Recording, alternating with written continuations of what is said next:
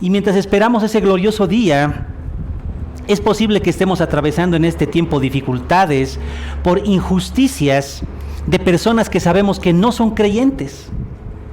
Injusticias de personas que no son creyentes, que no tienen temor de Dios. Pero ¿qué pasa cuando somos testigos o percibimos o padecemos por actitudes deshonrosas de personas que están dentro de la iglesia?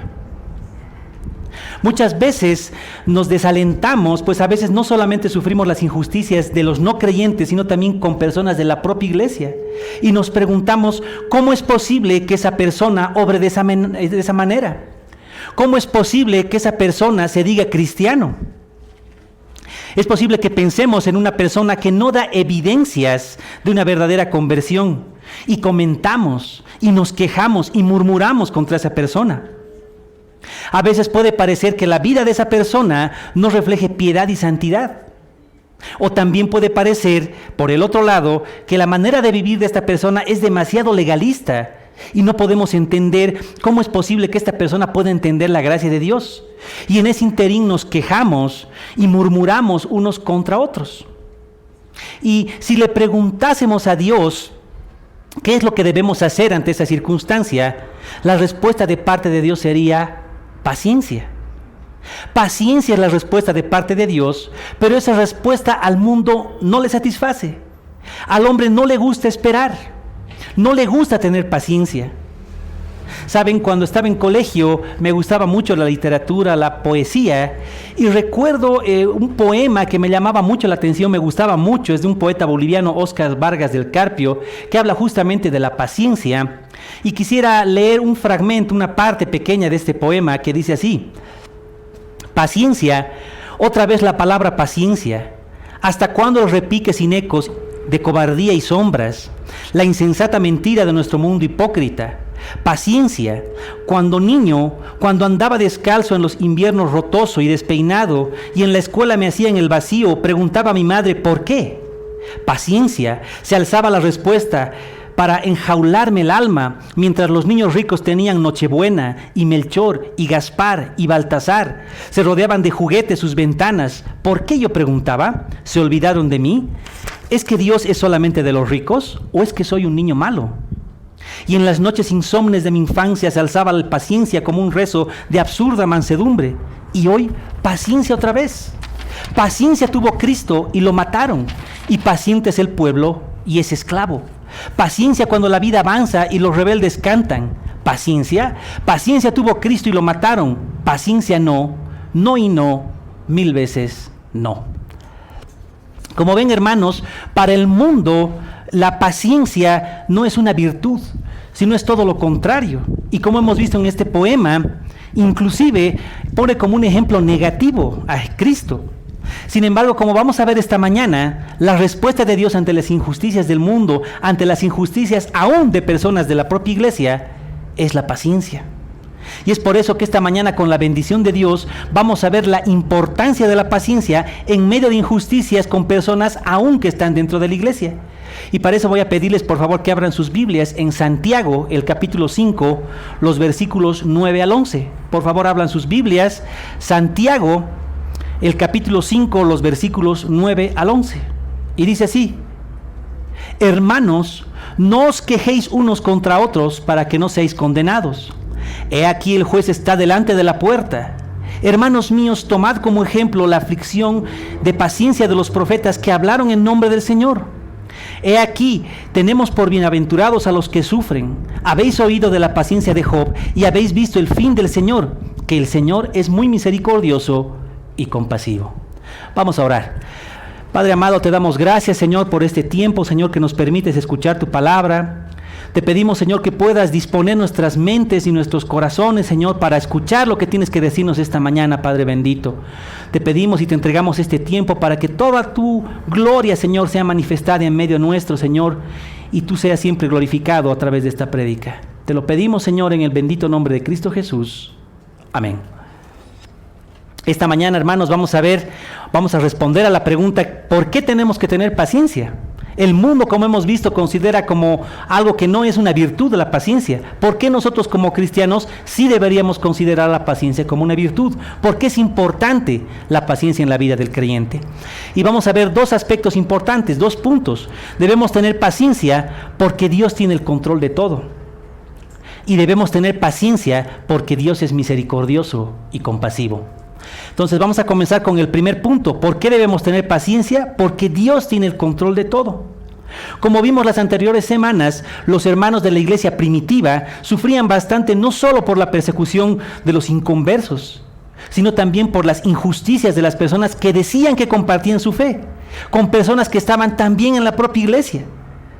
El capítulo 5, los primeros versículos, como hemos visto las anteriores semanas, había ricos dentro de la iglesia que oprimían a los pobres, que eran injustos con ellos y aún los engañaban en su jornal de trabajo. Y esa situación había generado en los hermanos de la iglesia que comiencen a quejarse el uno contra el otro. Muchas veces el principal obstáculo en el crecimiento espiritual no es tener que vivir en un mundo alejado de Dios, sino la convivencia con los cristianos de nuestra iglesia. Es triste, pero a veces los cristianos representan ese principal obstáculo del mensaje de Cristo, por las terribles contradicciones que hay entre la fe que profesan y la vida que llevan. El verdadero amor, hermanos, no censura, no murmura, es desinteresado, se preocupa por el hermano menos digno de amor, entre comillas, e incluso por el que es francamente molesto, y le ayuda pacientemente a llevar su carga.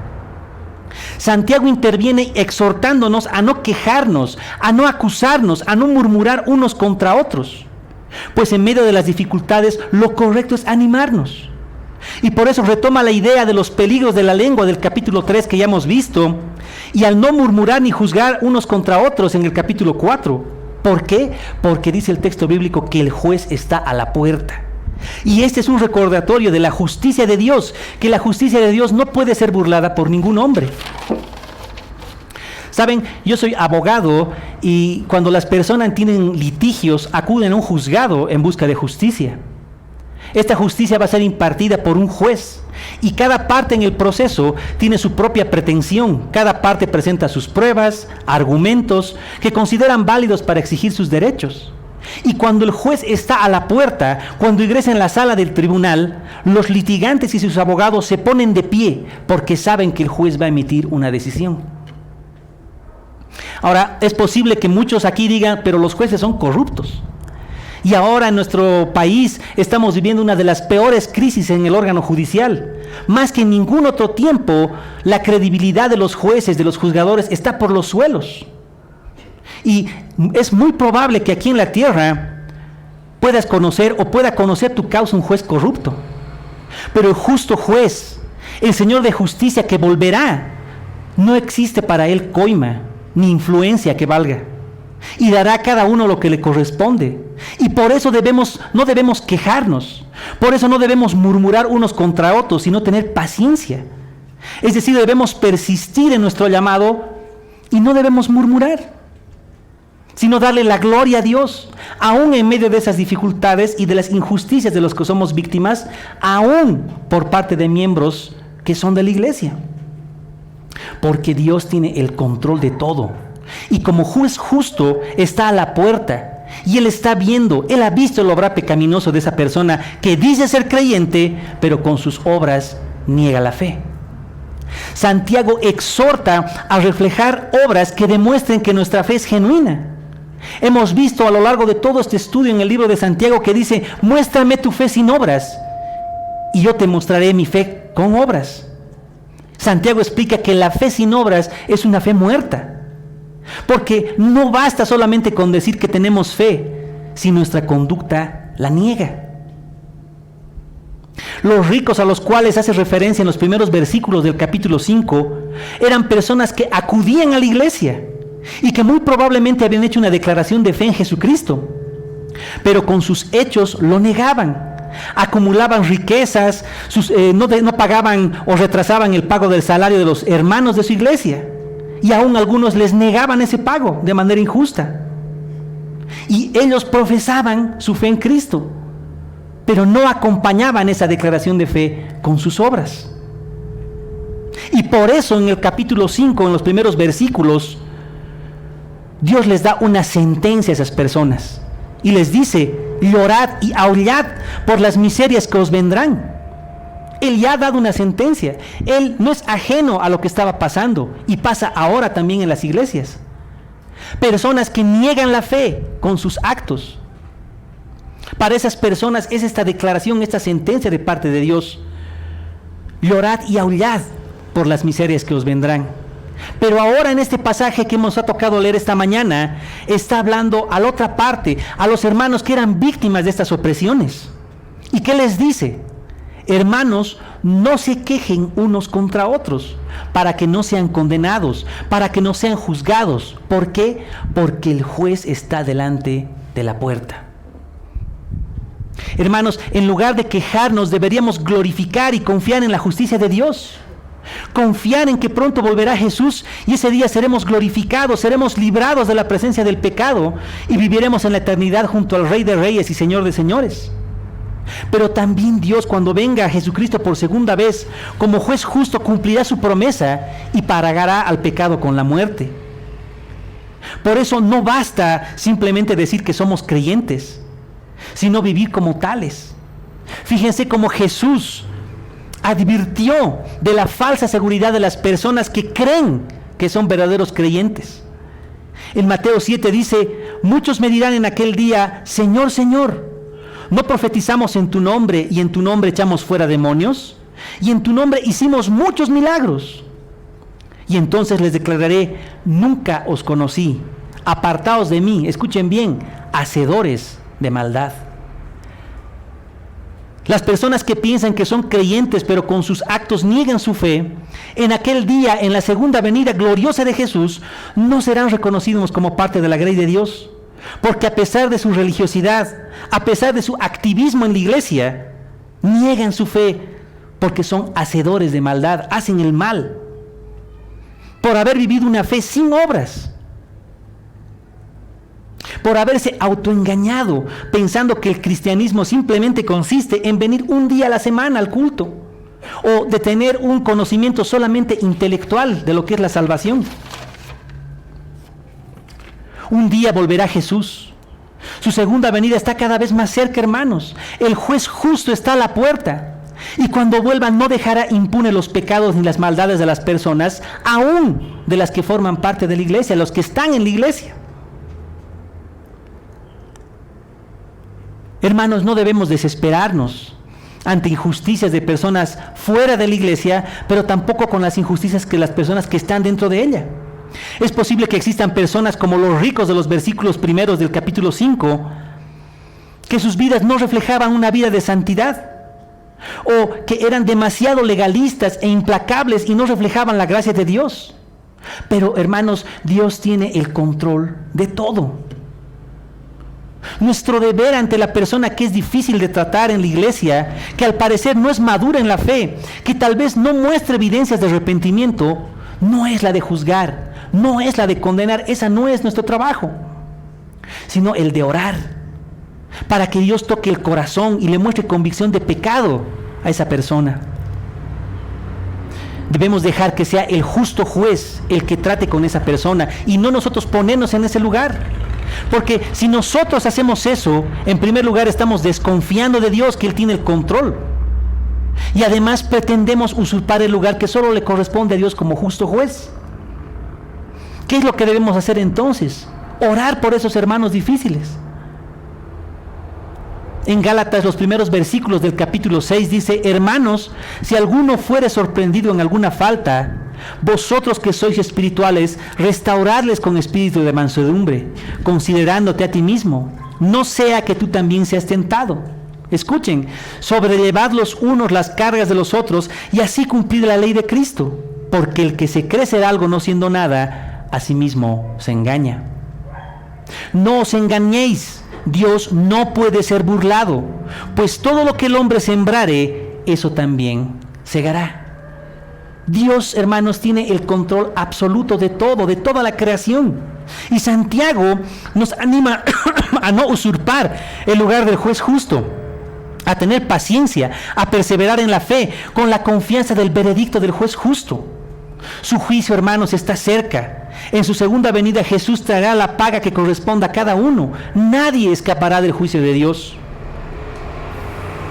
Ahora, es importante aquí aclarar que si dependiese de mis obras, estaría condenado. Pero gracias a Dios por Jesús, que cargó en la cruz mis pecados, y Él recibió lo que yo merecía. Y por la fe en el sacrificio de Jesús en la cruz, puedo ser salvo. No porque mis obras sean más buenas o mejores que la de otra persona, sino por las obras, por el mérito de Cristo en la cruz. Por eso tengo la seguridad, por eso nosotros tenemos la seguridad de que cuando venga el Señor por segunda vez, vamos a estar a su lado. Pero las personas que no creen en Jesús, que no creen en su sacrificio salvador en la cruz, y no lo reflejan a través de sus vidas, serán juzgados, serán condenados por sus obras. Santiago está convencido de que la segunda venida del Señor restablecerá el orden perturbado. Los pobres recibirán el premio de su paciencia y los opresores recibirán el castigo que merecen. La venida del Señor, hermanos, no constituye un motivo de preocupación para los verdaderos creyentes, sino más bien un motivo de confortamiento, un motivo de esperanza.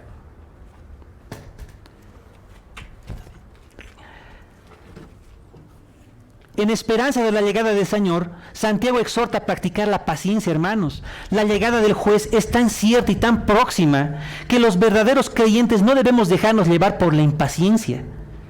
No debemos quejarnos unos contra otros, pues eso puede producir juicio para nosotros mismos, desconfiando de que Dios nos va a hacer justicia.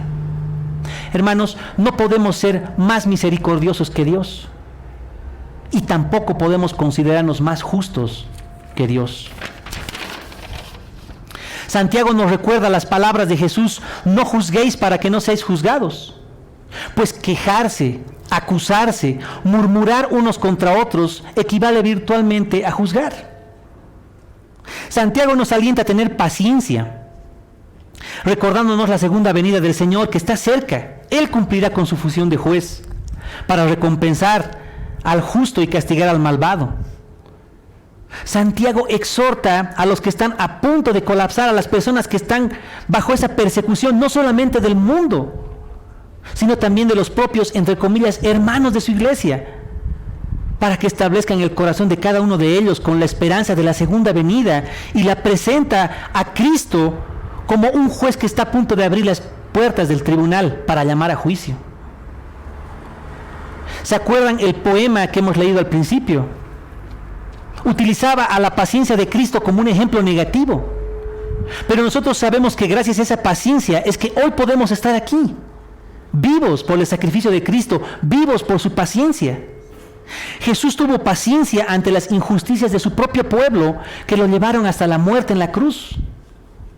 Y Él pudo tener paciencia porque su mirada estaba en la misericordia y en la compasión de parte de Dios, que lo levantó de los muertos y le dio un nombre que es sobre todo nombre. Y ese es justamente el segundo punto de la prédica. ¿Por qué tenemos que tener paciencia? No solamente porque Dios tiene el control de todo, sino porque Dios es misericordioso y compasivo. Si leemos otra vez los versículos 10 y 11, dice lo siguiente: hermanos míos, tomad como ejemplo de aflicción y de paciencia a los profetas que hablaron en nombre del Señor. He aquí tenemos por bienaventurados a los que sufren. Habéis oído de la paciencia de Job y habéis visto el fin del Señor, que el Señor es muy misericordioso y compasivo. Hermanos, Santiago va a citar dos ejemplos para explicar la importancia de la paciencia. Primero hace referencia a un ejemplo general, citando a los profetas, los cuales ciertamente han sido ejemplo de aflicción y de paciencia por anunciar la palabra de Dios. Pues no fueron perseguidos y asesinados por otros pueblos. Eso es lo interesante.